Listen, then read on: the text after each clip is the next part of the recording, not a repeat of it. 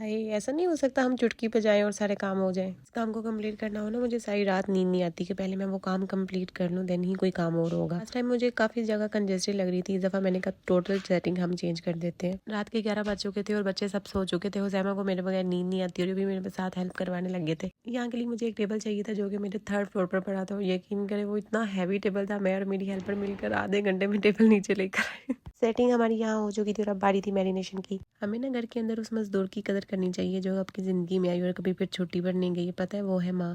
شادی کے بعد امی کی باتیں اور کیے گئے ایکٹ بہت یاد آتے ہیں. جب ہم یونیورسٹی سے گھر جاتے تھے وہ کھانا بھی ہمیں بیڈ پر دیتی تھی اور مجھے آج بھی یاد ہے وہ کہتے تھے تم ان کو اتنا سر پہ چڑھا رکھا ہے ان کے ساتھ تم نے کیا آگے ملازم بھیجنے. شکر ہے آج ان کی کہی گئی باتیں پوری تو ہوئی ہیں لیکن جو بھی ہے آپ نے گھر کو خود ہی دیکھنا ہوتا ہے. مینج آپ نہیں کرنا ہوتا ہے ساری چیزیں. جب تک آپ نہیں کریں گے آپ کے کام والے آپ کو ویسے ہی لوٹ کر کھا جائیں گے. اور وہ بھی پھر دعوت جب میرے سسرال کی ہو تو میری کوشش ہوتی ہے کہ ہر کام میرے ہاتھ سے ہو. چاہے وہ کلیننگ سے لے کر کھانے سے لے کر سیٹنگ سے لے کر ایوری تھنگ میرا دل کرتا ہے میں اپنے ہاتھ سے کروں. بلکہ سم ٹائم میری سسٹرز مجھے کہتی ہیں کہ کبھی اتنی محنت ہمارے لیے بھی کر لیا کرو.